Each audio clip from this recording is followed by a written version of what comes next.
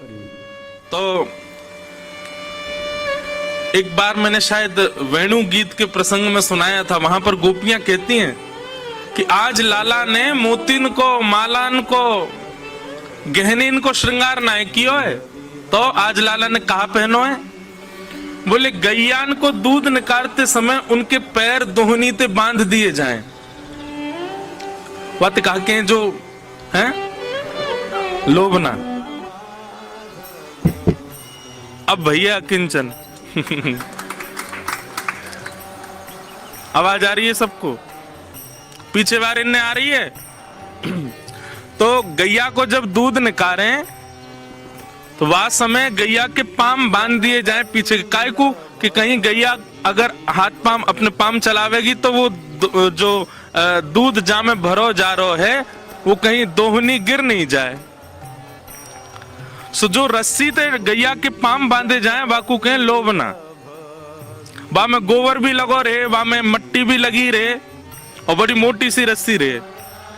सो आज ठाकुर जी ने मोतिन को, मालान को, स्वर्ण को श्रृंगार ना किया है। आज ठाकुर जी ने खूब सारे लोभना लिए और एक अपने सिर पे बांध लियो है, एक दो अपने गले में बांध लिए, वही के बाजू बंद बना लिए, वही को यहाँ पर बांध लियो है, वही को करधनी में, कमर में बांध लियो है। और ठाकुर जी ने आज सर्वांगीण अंग में लोभना धारण किए। आहा,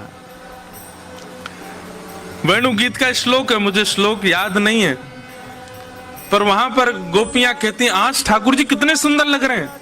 क्यों? अरे सखी देखो, कोई श्रृंगार ऐसा नहीं है।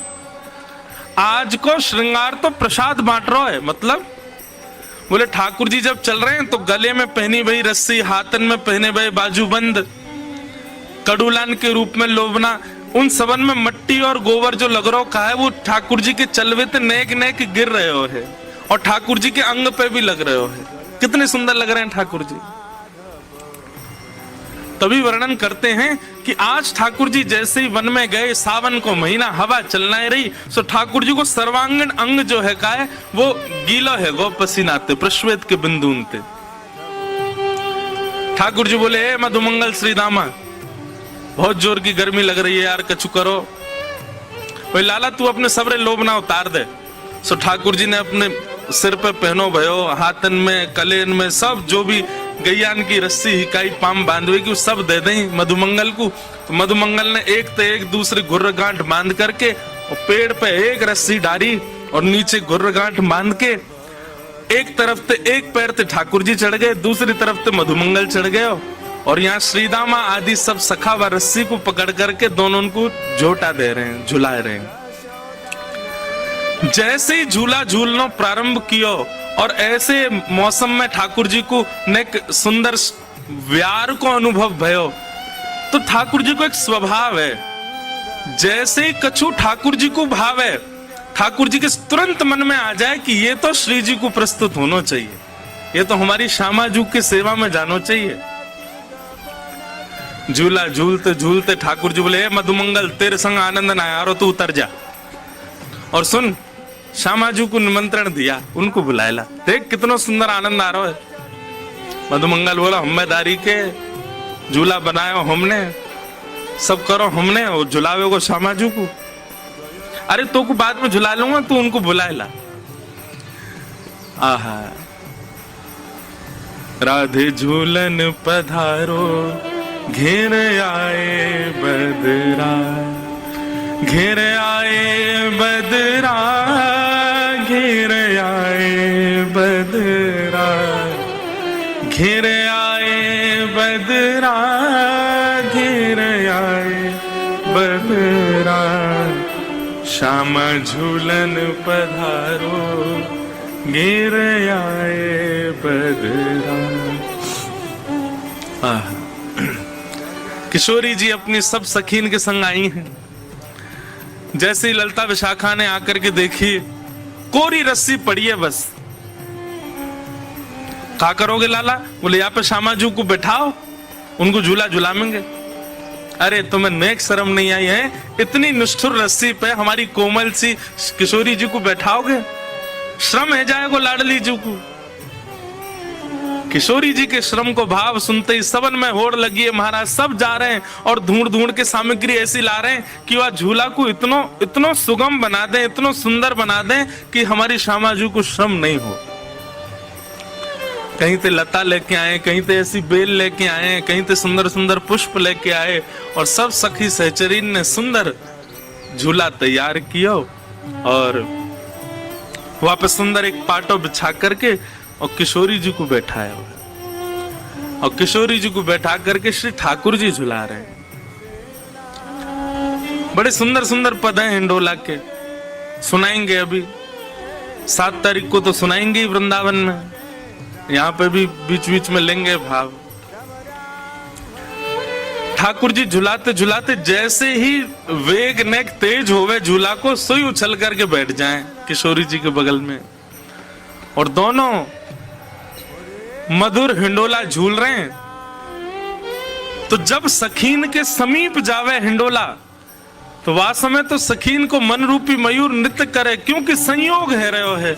लेकिन जैसे हिंडोला पीछे को जावे, वियोग में व्याकुल है जाएं, तो वियोग और संयोग दोनों को ये मिश्रण ये एक ही जगह संभव है, एक ही लीला में संभव है, और वो है हमारे श्रावण के हिंडोलान की लीला।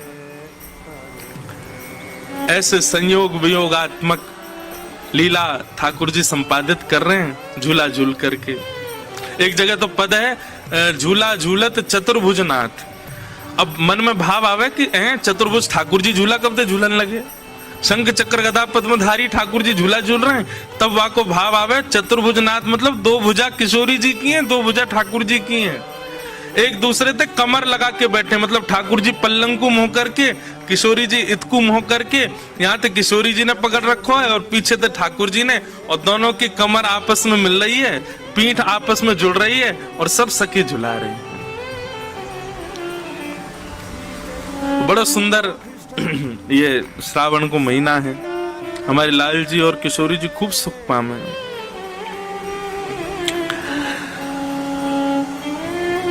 आओ अब कथा क्रम में हम लोग चलें, जो विषय लेके चल रहे हैं उस विषय में ही आगे की चर्चा करेंगे।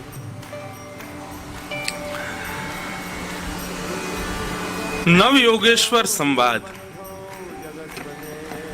जिस विषय को लेकर के ये क्रम चल रहा है, राजा निमि अपने प्रश्न कर रहे हैं और 9 योगेश्वर उनके प्रश्नों का उत्तर दे रहे हैं। कल राजा निमि ने प्रश्न किया था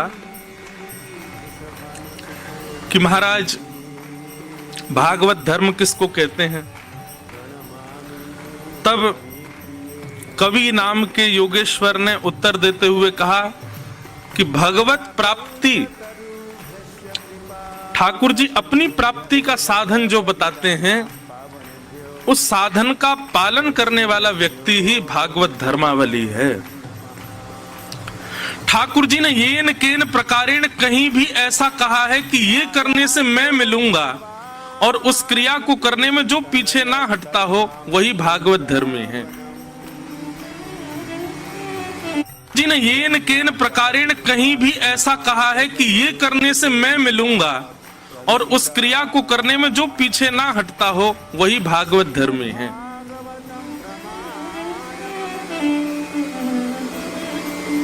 कहो तो कुसुमल साड़ी रंगावा, कहो तो भगवा भेष, कहो तो मोतियन मांग भरावा, कहो तो मोतियन मांग भरावा, कहो छिटकावा केश बाला, कहो छिटकावा केश बाला, मैं बैरागन हूँगी, मैं बैरागन।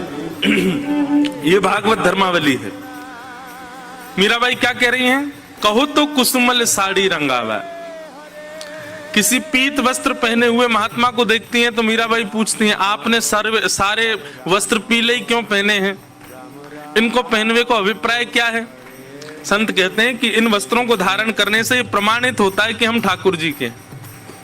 आहा, मीराबाई दौड़ करके गई, जहां भी पीले वस्त्र मिले वही पहन के आ गई। सब घर के कह रहे हैं, अरे मीरा, तू राजघराने की थोड़ी तो मर्यादा देखा कर, क्या पीले पीले वस्त्र पहन करके जोगन बन के घूम रही है। बोले एक संत मिले थे सुबह, वो कह रहे थे कि पीले वस्त्र पहनने से हम ठाकुर जी के ये प्रमाणित हो जाता है।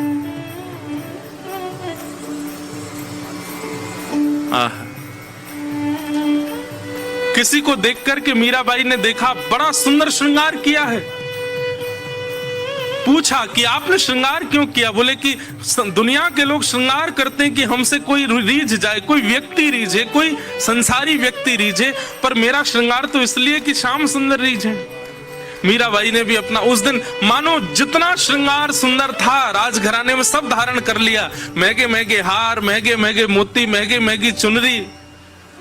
क्यों? आज श्रृंगार क्यों किया? आज तो कोई विशेष तिथि नहीं है मीरा।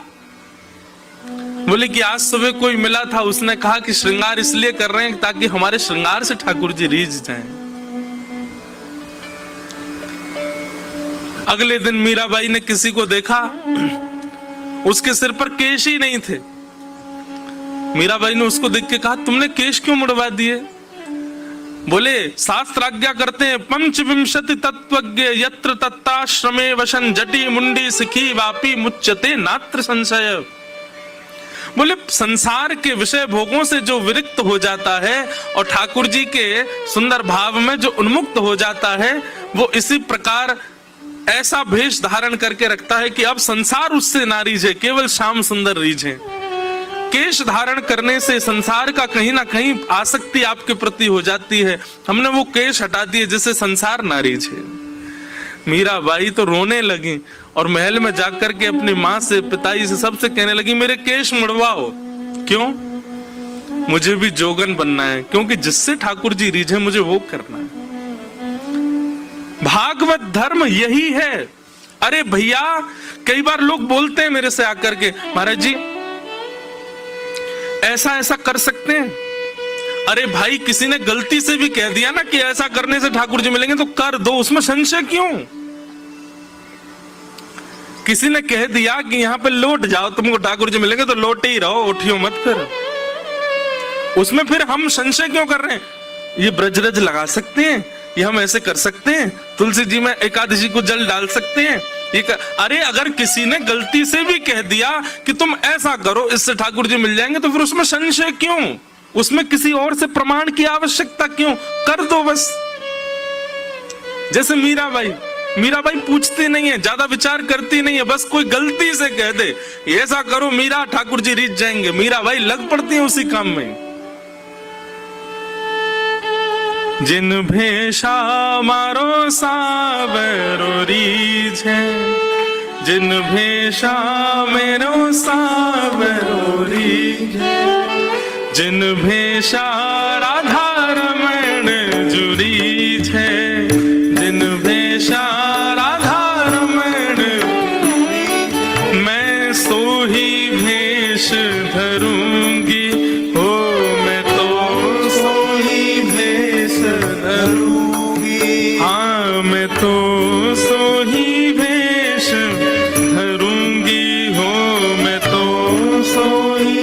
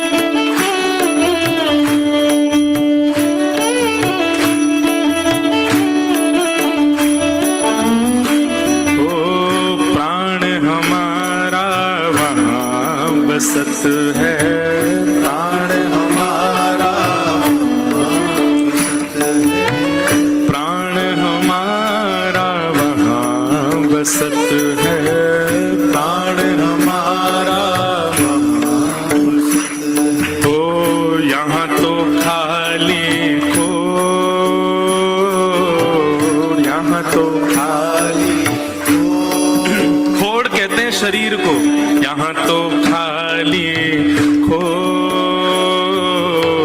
यहाँ तो खाली ओ मात पिता परिवार सोई है, मात पिता परिवार सोई है, मात पिता परिवार सोई है, मात पिता परिवार सोई है। ओ कहिए तिनका तोड़ बाला, कहिए तिनका ओ बाला, कहिए तिनका तोड़ बाला। अरे हाँ मैं बैरागन हूँगे, मैं बैरागन ओ बाला,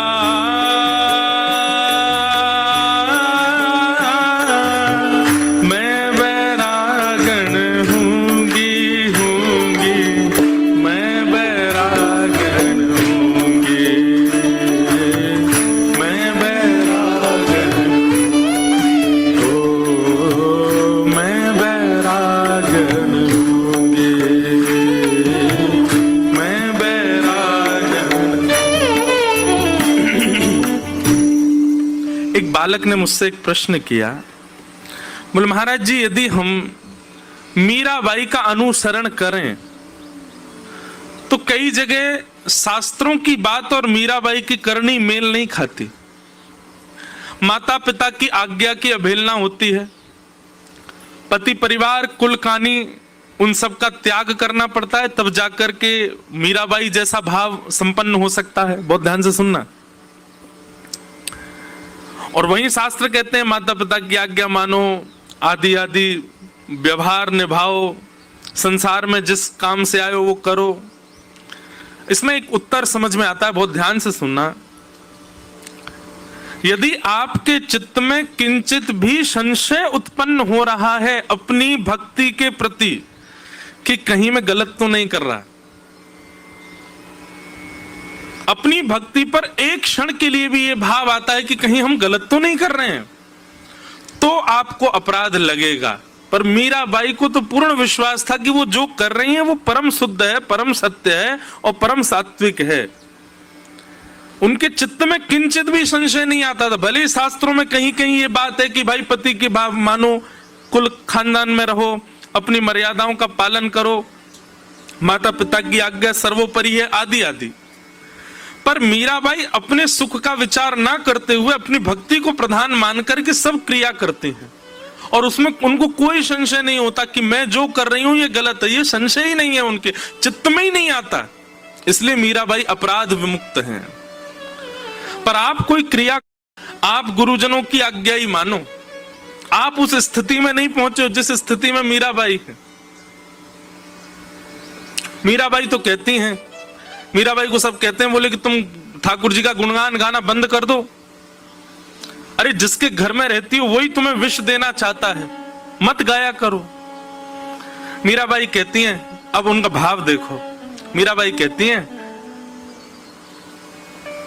अगर राणा यानी कि उनके देवर जब पति पधार गए मीराबाई को, उसके बाद मीराबाई कहती हैं, राणा अगर मुझसे रूठ गया तो ज्यादा से ज्यादा क्या करेगा, मुझे अपने घर से निकाल देगा, अपने महल से निकाल देगा। लेकिन ठाकुर जी रूठ गए तो उनका तो पूरा ब्रह्मांड है, मैं जाऊंगी कहां फिर। मैं तो गोविंद रा गुण गासूं, राणा जी रूठे तो मने काय करसे। मैं तो माधव रा गुण गासूं, राणा जी रूठे तो मने काय करसे। बहुत सुंदर भाव है। एक प्रकार से कहें, ये सब भाव हम जो कह रहे हैं ना, संपूर्ण श्रीमद् भागवत में भक्ति लक्षण जो है ये सब आपको मीराबाई में दिख जाएंगे। संपूर्ण भागवत में भक्ति लक्षण जो हैं ये सब आपको श्री सूरदास जी में दिख जाएंगे, श्री कृष्णदास में। ये जितने भी भक्त लेवल के जितने भी वैष्णव हैं जिनकी हम चर्चा कथा में करते हैं, इन सब के जीवन को देखोगे, इन सब में वो गुण दिख जाएगा जो भागवत में एक भक्त को करने चाहिए।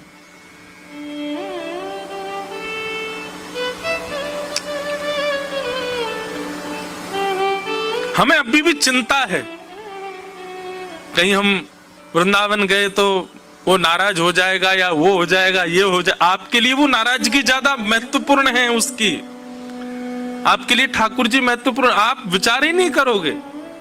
अरे संसार के विषय भोगने में व्यक्ति बिल्कुल विचार नहीं करता। मैं कहीं मदिरा पान करूंगा, माता पिता ना, अरे होंगे तो कोई नहीं, मना लूंगा, पी ले अभी तो।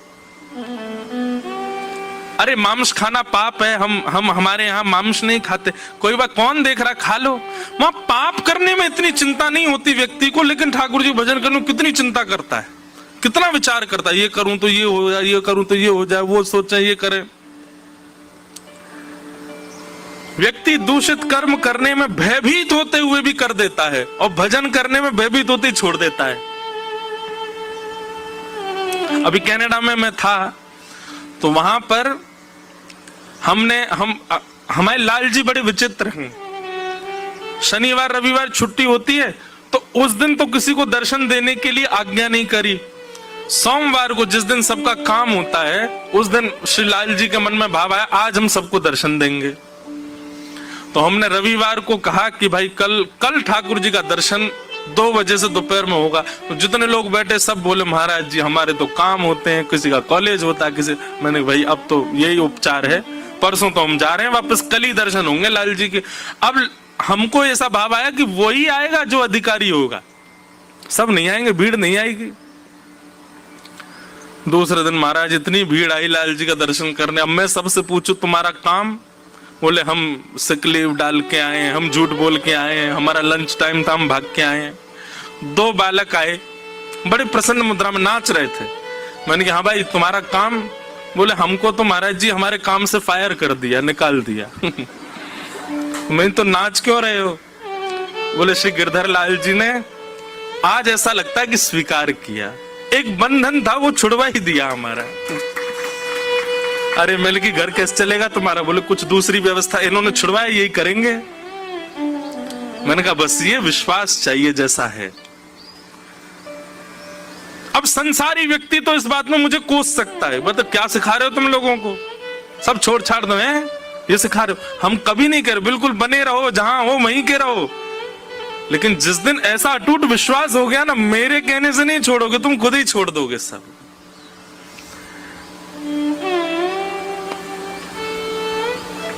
तो भागवत धर्म क्या है? जिससे मैं ठाकुर जी का हो सकूं, वो सारी क्रियाएं, वो सारे बातें, वो सारे उदाहरण स्वीकार करने लग जाए, वही भागवत धर्म है।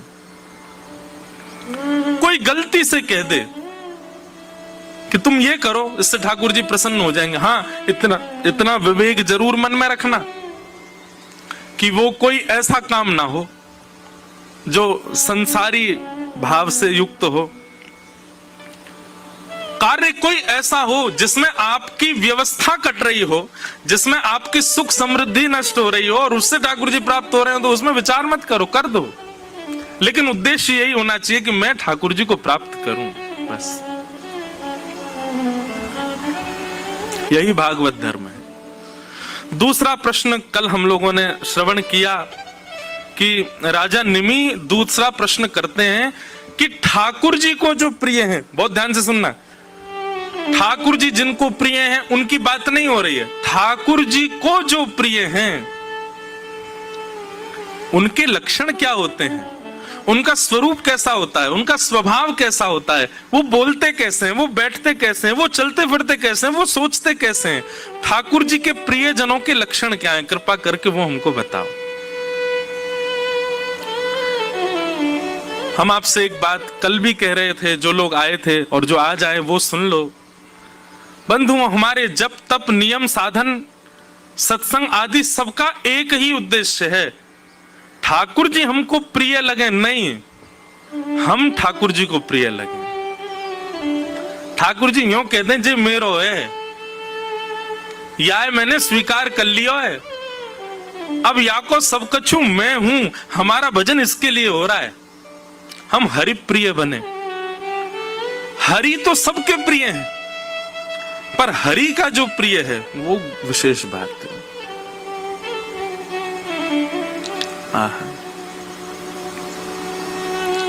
तो यहां पर हरि प्रियों के लक्षण बताए गए हैं। तो कल हमने एक लक्षण सुन लिया था कि हरि प्रिय का प्रथम लक्षण क्या है? सर्वभूतेषु यः पश्येत् भगवद् भावमात्मनः भूतानि भगवत्यात्मन् एष भागवतोत्तमः। वो सब में ठाकुर जी को देखता है। दुनिया तो कह रही है ये कितना सुंदर है, पर भक्त जाकर के उससे क्या बोलेगा? सोचो, तुम इतने सुंदर हो, तुमको बनाने वाले राधारमण जी कितने सुंदर होंगे। या फिर दूसरा भाव क्या कहेगा? ठाकुर जी ने अपनी सुंदरता की एक छींटा दिया है, मार दिया तुम पे, कितने बढ़िया लग रहे हो। कोई बढ़िया गा रहा है तो सब उसकी प्रशंसा कर रहे हैं, तुम्हारा स्वर कैसा, तुम्हारा स्वर कैसा। लेकिन भक्त बैठा बैठा यही सोचता रहेगा, ये इतना बढ़िया गा रहा है, सोचिए हमारे ठाकुर जी जब गाते होंगे तब कैसा गायन करते होंगे। आहा।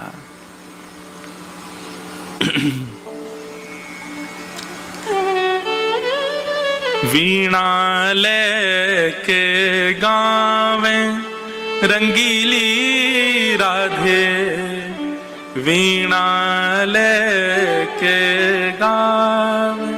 यहां पर जो भी थोड़ा बहुत संगीत जानते हो, आज तक आपने ऐसा स्वरूप नहीं देखा होगा कि सितार वादन करने वाला या वीणा बजाने वाला गा भी रहा हो।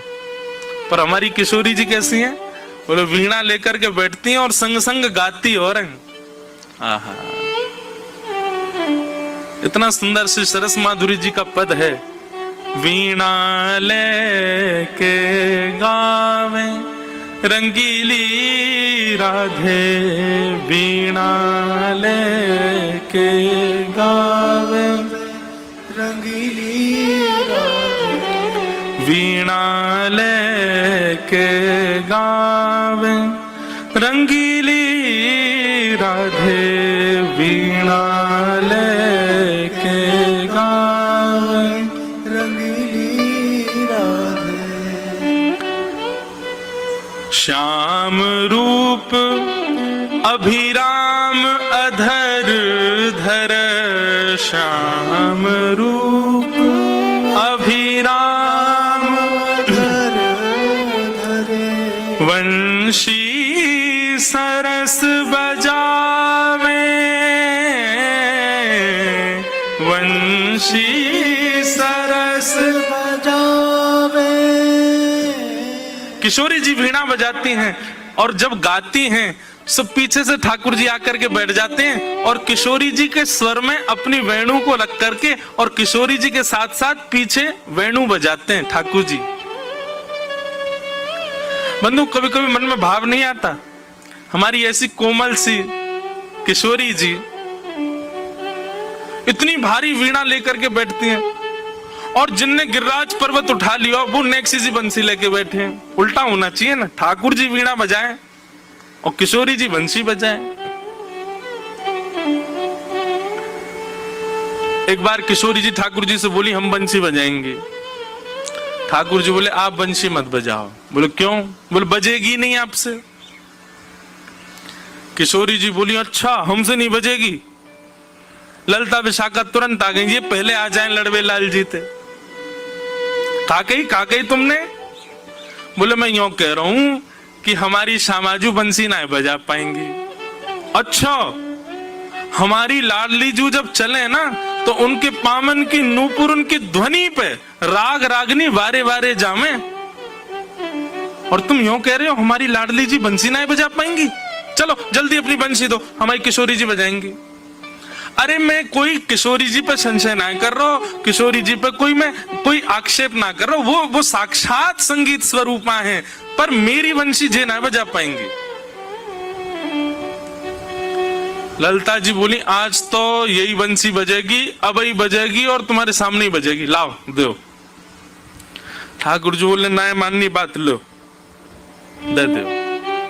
हे लाडली जू आज दिखा दो यार, जो बहुत अपने आप को कुछ समझे बंसी बजावे और यूं सोचे कि या के आगे कोई ना है, आज आप बजाए दो, नेक दिखाए दो, अपना स्वर लगाए दो, यही को मूर्छित कर दी हूं बंसी बजाए के। ठाकुर जी खड़े, हाँ श्री जी बजाओ, हमारा तो सौभाग्य कि हमारी वंशी आपकी सेवा में, पर मैं फिर कह रहा हूं जी बजेगी नहीं। किशोरी जी ने अपने अधर पर वेणु धारण करके अपनी कोमल उंगलियों से छिद्रों को आच्छादित किया और जैसे ही प्राण पिरोए बस हवा ही हवा निकले, स्वर नहीं निकले। ललिता विशाखा कह रही हैं, अरे जल पिला गलो सूख गो, श्यामा जी को जल पिलाए दियो लेकिन बंसी नहीं बजे। ठाकुर जी मंद मंद मुस्कुरा रहे, अब मैं कह रहा हूं नए बजेगी मुंह वापस कर दो। अरे श्यामाजू जी बहुत मायावी है, ये अपनी माया ते कछु कर सके, याने जरूर वंशी बांध दी होगी, याने वंशी को टोना टोटका करके वाके स्वर सबरे अंतर ध्यान कर दिए, नहीं तो हमारी श्यामाजू कोई स्वर को, कोई संगीत के वाद्य को स्पर्श कर दे, अरे स्पर्श मात्र से बजन लगे, ये वंशी क्यों ना बज रही है। ठाकुर जी बोले पहले वंशी वापस करो फिर बताऊंगा। किशोरी जी ने वंशी वापस करी। ठाकुर जी बोले अच्छा एक बात बताओ, आप वंशी को वादन करते समय मन में कौन को चिंतन कर रही हो। किशोरी जी बोली मैं तो कोई भी वाद्य बजाऊं आपको ही चिंतन करूं। बोले यही तो गलती कर रही हो, ये वंशी जो है ना हमारी अनन्य भक्त है। अनन्य को मतलब कहा हुआ एक के अलावा दूसरे को ना भजे ये, और या वंशी में नित्य आपको ही चिंतन होवे, या वंशी में नित्य आपको स्मरण होवे, ये वंशी आपकी भक्ता है और आप या वंशी से मेरी भक्ति करोगी तो ये वंशी कैसे बजेगी। हे श्यामाजू आप नेत्र बंद करके अपनो ही चिंतन करो, मतलब अपने ही स्वरूप को ध्यान करो। जब आप अपनो ध्यान करोगी तब ये वंशी बजेगी, क्योंकि या वंशी में तो नित्य आपको ही गायन किया जाए। किशोरी जी ने अधर पर वंशी रख के जैसे स्वयं को स्मरण किया, अपने रूप नख, अपने रूप नेत्र आदि को स्मरण किया, अपनों ही स्मरण करके जैसे ही वंशी अधर पर धरी, बिना फूंक के वंशी बजन लगी। किशोरी जी के नेत्र सजल है गए, दौड़ करके अंक में भर लिए श्याम सुंदर। आपकी या अनन्य प्रेम पे ही तो मेरा मन करे कि मैं वारी वारी जाऊं। अरे स्वयं तो अनन्य है, अपने अंग संग रहवे वारे सब वस्तु भी अनन्य कर ली आपने। ठाकुर जी को श्रृंगार भी अनन्य है। अगर किशोरी जी सन्मुख नहीं है तो वही हीरा ठाकुर जी के थोड़ी पर लगो लगो चमकेगो नहीं। ठाकुर जी को मुकुट भी अनन्य है, वही मुकुट जो नित्य श्री जी के बगल में अत्यंत शोभायमान होवे, श्री जी से नेक वियोग होने पर वाकी कांति भी फीकी पड़ जाए। ठाकुर जी के बाजूबंद, ठाकुर जी की मधुर जो कोई भी श्रृंगार हैं वे सब भी अनन्य हैं, और सब अनन्य भक्त कौन के हैं? श्री जी के भक्त हैं। जैसे एक व्यक्ति सज धज करके आवे तो उसके साज सज्जा दिखने के लिए उस पर फोकस लाइट होनी बहुत जरूरी है। ऐसे हमारे ठाकुर जी कितने सुंदर बनिया में, श्यामाजू को यदि दृष्टि स्वरूप प्रकाश उन पर नहीं पड़े तब तक ठाकुर जी को श्रृंगार चमके ना है। या को मतलब श्रृंगार में कमी नहीं है, वो श्रृंगार सब अनन्य है जाए, किशोरी जी के भक्त है जाए सब। जब किशोरी जी सामने आमे तभी आनंद हो गए।